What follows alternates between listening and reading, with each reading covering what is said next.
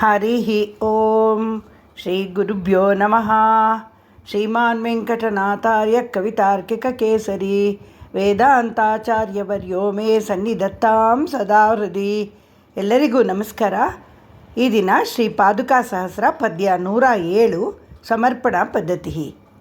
ರಾಮೇ ವನಂ ವ್ರಜತಿ ಪಂಕ್ತಿರತೆ ಪ್ರಸುಪ್ತೆ ರಾಜ್ಯಾಪವಾದಚಕಿತೆ ಭರತೆ ತದಾನೀಂ ಆಶ್ವಾಸಯೇತ್ ಕ ಇವ ಕೋಸಲವಾಸಿನಸ್ತಾನ್ ಸೀತೇವ ಚೇತ್ ತ್ವಮಪಿ ಸಾಹಸ ವೃತ್ತಿರಾಸೀಹಿ. ಕನ್ನಡದ ಪದ್ಯ ಹೀಗಿದೆ. ರಾಮ ಕಾನನ ಒಡೆಯೇ, ರಾಮ ವಿರಹ ಜನಿತ ಶೋಕದಿಂ ದಶರಥ ಹಿರಿಯರೆಲ್ಲರ ಪಥದಿ ನಡೆದಿರಲು, ಅಪವಾದ ಕಂಜಿದ ಭರತ ದುಃಖಿಸುತ್ತಿರಲು, ಸತಿ ಸೀತೆ ತಾ ರಾಮನೊಡಗೂಡಿ ದೃಢ ನಿಶ್ಚಯದಿ ವನಕ್ಕೆ ಪೋಪೆನೆನೆ, ಕೋಸಲದ ಜನವ ಸಾಂತ್ವನದಿ ಕಾಪಿಡಲು ನೀ ಮುಂಬರದಿರ್ದೊಡೆ ಅವರ ಕಾಪಿಡುವರಾರಿರ್ದರ್. ಬಹಳ ಅದ್ಭುತವಾದ ಸಂದೇಶ ಪಾದುಕಾದೇವಿಯ ಮಹಿಮೆಯನ್ನು ಕುರಿತು. ಜನರ ಒಳ್ಳೆಯದಕ್ಕೆ ಆಗಲಿ, ಯಾರಾದರೂ ಹೆಚ್ಚಿನ ಸುಖವನ್ನು ಬಿಟ್ಟು ಕಮ್ಮಿಯ ಸುಖವನ್ನು ಅರಸಿಕೊಂಡು ಬರುವರೇ? ಅಂತಹ ತ್ಯಾಗಮಯಿ ಪಾದುಕಾದೇವಿ ಎನ್ನುತ್ತಿದ್ದಾರೆ ಶ್ರೀ ವೇದಾಂತ ದೇಶಿಕರು ಈ ಪದ್ಯದಲ್ಲಿ. ಹಿಂದಿನ ಪದ್ಯದಲ್ಲಿ ಶ್ರೀ ವೇದಾಂತ ದೇಶಿಕರು ಪಾದುಕಾದೇವಿಯ ಮಹಿಮೆಯನ್ನು ಹೇಳ್ತಾ, ಭರತನೇನೋ ಭಾವುಕನಾಗಿ ಶ್ರೀರಾಮನ ಪಾದುಕೆಗಳನ್ನು ತಲೆಯ ಮೇಲೆ ಹೊತ್ತು ನಡೆದು ಸಿಂಹಾಸನದಲ್ಲಿ ಕೂರಿಸಿರಬಹುದು. ಆದರೆ ಜ್ಞಾನಿಗಳಾದ ವಸಿಷ್ಠ ಮಹರ್ಷಿಗಳು ಭರತನಿಗೆ, ಪಾದುಕೆಗಳು ಎಲ್ಲರಿಗೂ ಕಲ್ಯಾಣ ಉಂಟು ಮಾಡುತ್ತದೆ, ಸಿಂಹಾಸನದ ಮೇಲಿರಿಸು, ಅದಕ್ಕೆ ಪಟ್ಟಾಭಿಷೇಕ ಮಾಡು ಎಂದರು. ಎಂದ ಮೇಲೆ ಪಾದುಕೆಗಳ ಮಹಿಮೆ ಎಷ್ಟಿರಬೇಡ? ವಸಿಷ್ಠರು ಹೇಳಿದ್ದು ಸರಿ, ಆದರೆ ಅವಳ ಮಹಿಮೆ ಕಣ್ಣಿಗೆ ಕಾಣುತ್ತಿದೆ ಎಂದು ಹೇಳುತ್ತಿದ್ದಾರೆ ಶ್ರೀ ವೇದಾಂತ ದೇಶಿಕರು. ಅವಳಲ್ಲಿ ಮಹಿಮೆ ಏನೇ ಇರಲಿ, ಅವಳು ಶ್ರೀರಾಮನನ್ನು ಬಿಟ್ಟು ಭರತನ ಜೊತೆ ಅಯೋಧ್ಯೆಗೆ ಹೋಗದಿದ್ದರೆ ಜಗತ್ ಕಲ್ಯಾಣ ಹೇಗಾಗುತ್ತಿತ್ತು ಎಂದು ಪಾದುಕಾದೇವಿಯ ಮಹಿಮೆಯನ್ನು ಮತ್ತಷ್ಟು ಹೇಳಿದ್ದಾರೆ ಈ ಪದ್ಯದಲ್ಲಿ. ಹೇ ಪಾದುಕೆ, ಓ ಪಾದುಕೆಯೇ, ರಾಮೇ ರಾಮನು ವನಂ ವ್ರಜತಿ ಕಾಡಿಗೆ ಹೋಗಲು, ಪಂಕ್ತಿರತೆ ಪ್ರಸುಪ್ತೆ ದಶರಥನು ತೀರಿಕೊಳ್ಳಲು, ಭರತೆ ಭರತನು ರಾಜ್ಯಚಕಿತೆ ರಾಜ್ಯವಾಳಲು ಇಷ್ಟಪಡದಿರಲು, ತದಾನೀಂ ಆಗ ತ್ವಮಪಿ ನೀನೂ ಸಹ ಸೀತೇನ ಸೀತಾದೇವಿಯಂತೆ ಸಾಹಸವೃತ್ತಿ ಅಸಿ ಚೇತ್ ಶ್ರೀರಾಮನೊಂದಿಗೆ ಕಾಡಿಗೆ ಹೊರಟು ಬಿಟ್ಟಿದ್ದರೆ, ಕ ಇವ ಯಾರು ತಾನೇ ಕೋಸಲವಾಸಿನಃ ಕೋಸಲ ದೇಶದ ಪ್ರಜೆಗಳನ್ನು ತಾನ್ ಆಶ್ವಾಸಯೇತ್ ಸಮಾಧಾನ ಪಡಿಸುತ್ತಿದ್ದರು. ಇದು ಈ ಪದ್ಯದ ಪ್ರತಿಪದಾರ್ಥ. ರಾಮ ಕಾಡಿಗೆ ಹೋದ, ದಶರಥ ತೀರಿಕೊಂಡ, ಭರತ ರಾಜನಾಗಲು ಒಪ್ಪಲಿಲ್ಲ. ಕೋಸಲ ರಾಜ್ಯ ಅರಾಜಕವಾಗಿತ್ತು, ಜನರಲ್ಲಿ ಕ್ಷೋಭೆ ಉಂಟಾಗಿತ್ತು. ಹೀಗಿರುವಾಗ ಸೀತಾದೇವಿಯ ಹಾಗೆ ನೀನು ರಾಮನೊಂದಿಗೆ ಇದ್ದು ಬಿಟ್ಟಿದ್ದರೆ ಯಾರು ತಾನೇ ಕೋಸಲದ ಪ್ರಜೆಗಳನ್ನು ಸಮಾಧಾನ ಪಡಿಸುತ್ತಿದ್ದರು? ನಿನ್ನ ಪ್ರತಿನಿಧಿಯಾಗಿ ತಾನೇ ಭರತ ಜನರನ್ನು ರಾಜ್ಯವನ್ನು ಕಾಪಾಡುವ ಜವಾಬ್ದಾರಿಯನ್ನು ತೆಗೆದುಕೊಂಡನು. ನಿಜ ಅಲ್ವಾ? ಶ್ರೀರಾಮನು ಸಹ ಭರತನ ಹಾಗೂ ಕೋಸಲದ ಪ್ರಜೆಗಳನ್ನು ತನ್ನದೇ ಆದ ಕಾರಣಗಳಿಂದ ಕೈಬಿಟ್ಟಾಗ ಪಾದುಕಾದೇವಿಯಲ್ಲವೇ ಎಲ್ಲರನ್ನೂ ಸಮಾಧಾನಗೊಳಿಸಿದ್ದು.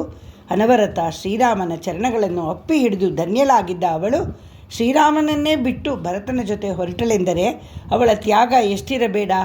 ಪಾದುಕಾದೇವಿಯು ಮಹಾ ಮಹಿಮಳಾಗಿದ್ದರಿಂದಲೇ ಜನರಿಗಾಗಿ ತನ್ನ ಸುಖವನ್ನೇ ತ್ಯಜಿಸಿದಳು ಎನ್ನುತ್ತಿದ್ದಾರೆ ಶ್ರೀ ವೇದಾಂತ ದೇಶಿಕರು. ಭಗವಂತ ಒಮ್ಮೆ ಯಾರನ್ನಾದರೂ ತನ್ನಲ್ಲಿ ಧರಿಸಿದನೆಂದರೆ ಅವರು ಅವನನ್ನು ಎಂದಾದರೂ ಬಿಟ್ಟು ಇರಲು ಸಾಧ್ಯವೇ? ಖಂಡಿತ ಇಲ್ಲ. ಭಗವಂತ ಒಮ್ಮೆ ದೊರೆತ ಮೇಲೆ ಅವನ ಸಾನ್ನಿಧ್ಯವನ್ನು ಯಾರು ಬಿಟ್ಟುಕೊಡುತ್ತಾರೆ? ಅದಕ್ಕಿಂತ ಕಮ್ಮಿ ಸುಖವನ್ನು ಯಾರು ಇಷ್ಟಪಡುತ್ತಾರೆ? ಐಶ್ವರ್ಯವನ್ನೇ ತನ್ನ ಸಮಸ್ತವೆಂದು ಭಾವಿಸಿದ್ದ ಶ್ರೀ ಪುರಂದರದಾಸರು ಭಗವದ್ ಅನುಗ್ರಹವಾದ ಮೇಲೆ ತಮ್ಮ ಅಪಾರವಾದ ಐಶ್ವರ್ಯವನ್ನು ದಾನ ಮಾಡಿ ಭಿಕ್ಷಾಪಾತ್ರೆಯನ್ನು ಹಿಡಿದು ಹರಿನಾಮವನ್ನು ಸ್ಮರಿಸುತ್ತಾ ಬೀದಿ ಬೀದಿ ಅಲೆದದ್ದು ಯಾಕೆ?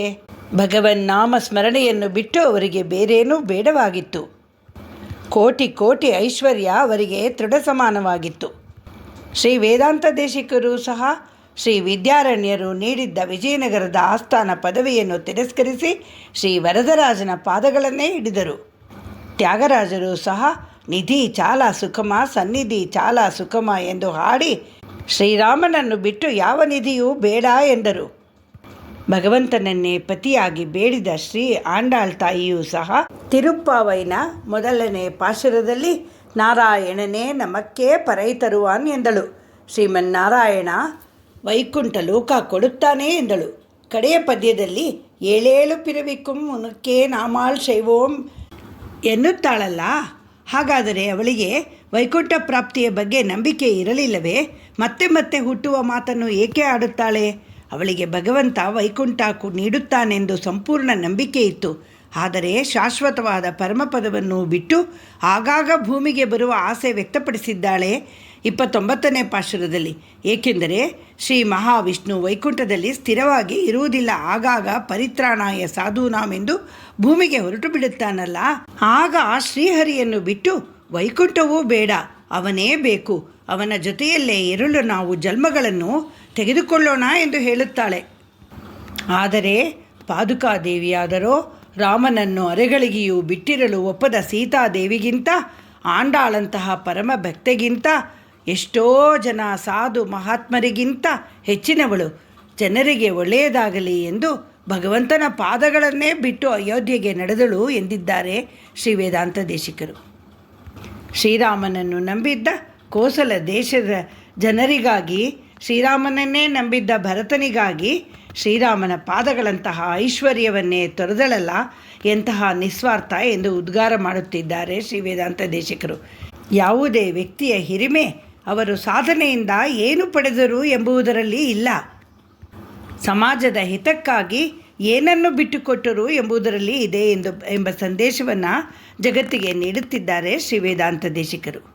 ಭರತನಿಗಾಗಿ, ಕೋಸಲ ದೇಶದ ಜನರಿಗಾಗಿ, ಎಲ್ಲರ ಒಳ್ಳೆಯದಕ್ಕಾಗಿ 14 ವರ್ಷಗಳ ಕಾಲ ರಾಮನ ವಿರಹವನ್ನು ಅನುಭವಿಸಲು ಒಪ್ಪಿಕೊಂಡಳು ಪಾದುಕಾದೇವಿ. ಇನ್ನು ಈ ಪದ್ಯವನ್ನು ಆಳ್ವಾರ್ ಆಚಾರ್ಯರುಗಳ ದಿಕ್ಕಿನಲ್ಲಿ ಯೋಚಿಸಿದರೆ, ಪರಿತ್ರಾಣಾಯ ಸಾಧೂನಾಂ ಎಂದು ಶ್ರೀರಾಮನು ಅಯೋಧ್ಯೆಯನ್ನು ಬಿಟ್ಟು, ಅಯೋಧ್ಯೆಯ ಜನರ ಪ್ರೀತಿಯನ್ನು ಬಿಟ್ಟು ಕಾಡಿಗೆ ತೆರಳಿ ರಾವಣನ ಸಂಹಾರ ಮಾಡಿ ತಾನು ಹಿಂತಿರುಗುವ ತನಕ ಜನರನ್ನು ಕಾಪಾಡು ಎಂದು ಪಾದುಕಾದೇವಿಯನ್ನು ಅಯೋಧ್ಯೆಗೆ ಕಳಿಸಿದನು. ಅದೇ ರೀತಿ ದ್ವಾಪರಯುಗದ ಕೊನೆಯಲ್ಲಿ ಶ್ರೀಕೃಷ್ಣ ಪರಮಾತ್ಮನು ತನ್ನ ಅವತಾರ ಮುಗಿಸಿ ವೈಕುಂಠಕ್ಕೆ ತೆರಳಿದ ಮೇಲೆ ಕಲಿಯುಗದಲ್ಲಿ ತನ್ನ ಪ್ರತಿನಿಧಿಯಾಗಿ ತನ್ನ ಆಯುಧ ಆಭರಣಗಳನ್ನು ಆಳ್ವಾರುಗಳನ್ನಾಗಿ ಭೂಮಿಗೆ ಕಳಿಸಿಕೊಟ್ಟನು.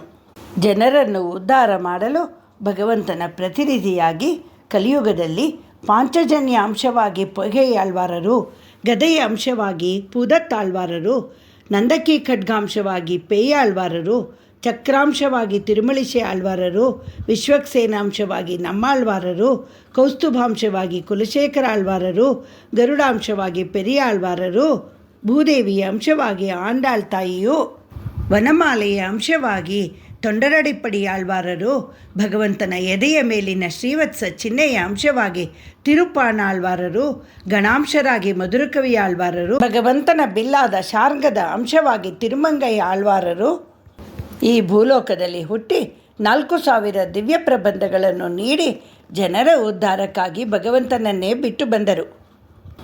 ಆದರೆ ಕಾರಣಾಂತರದಿಂದ ಅವರ ಹಿಂದೆಯೇ ದಿವ್ಯ ಪ್ರಬಂಧಗಳು ಮರೆಯಾಗೇ ಹೋಗಿದ್ದವು.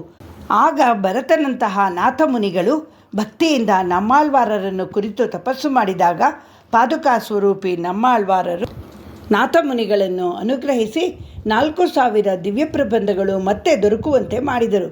ಆದ್ದರಿಂದ ಪಾದುಕಾ ಸ್ವರೂಪಿ ನಮ್ಮಾಳ್ವಾರರ ಅನುಗ್ರಹದಿಂದ ಅಯೋಧ್ಯೆಯ ಜನರ ಹಾಗೆ ಕಲಿಯುಗದ ನಾವು ಈ ಭವಸಾಗರದಲ್ಲಿ ನಿಶ್ಚಿಂತೆಯಿಂದ ಇರುವಂತಾಯಿತು. ಭಗವಂತ ಕೈಬಿಟ್ಟರೂ, ಅವನಿಗೆ ನಮ್ಮನ್ನು ಶಿಫಾರಸು ಮಾಡುವ ತಾಯಿ ಶ್ರೀದೇವಿ ಕೈಬಿಟ್ಟರೂ, ಆಳ್ವಾರುಗಳು ಕೈಬಿಟ್ಟರೂ, ಅವರು ಕರುಣಿಸಿರುವ 4000 ದಿವ್ಯ ಪ್ರಬಂಧಗಳು ಪಾದುಕಾದೇವಿಯ ಹಾಗೆ ನಮ್ಮನ್ನು ಕಾಪಾಡುತ್ತವೆ. ದಿವ್ಯ ಪ್ರಬಂಧಗಳ ಪಾರಾಯಣ ಮಾಡಿ ಅರ್ಥ ಅರಿತುಕೊಂಡು ಅನುಸಂಧಾನ ಮಾಡಿದರೆ ಭಗವಂತನಲ್ಲಿ ಪಾದುಕಾ ಸ್ವರೂಪಿ ನಮ್ಮಾಳ್ವಾರರ ಸೂಕ್ತಿಗಳು ಹೇಳಿರುವಂತೆ ಶರಣಾಗತಿ ಮಾಡಿದರೆ ಅತ್ಯಂತ ಕಷ್ಟಕರವಾದ ಈ ಭವಸಾಗರವನ್ನು ನಿಶ್ಚಿಂತೆಯಿಂದ ದಾಟಬಹುದು ಎಂಬ ಅರ್ಥವನ್ನು ತಿಳಿಸಿದ್ದಾರೆ ಶ್ರೀ ವೇದಾಂತ ದೇಶಿಕರು. ಶ್ರೀ ನಿಗಮಾಂತ ಮಹಾದೇಶಿಕಾಯ ನಮಃ. ಶ್ರೀ ರಂಗನಾಥ ದಿವ್ಯಮಣಿ ಪಾದುಕಾಭ್ಯಾಂ ನಮಃ.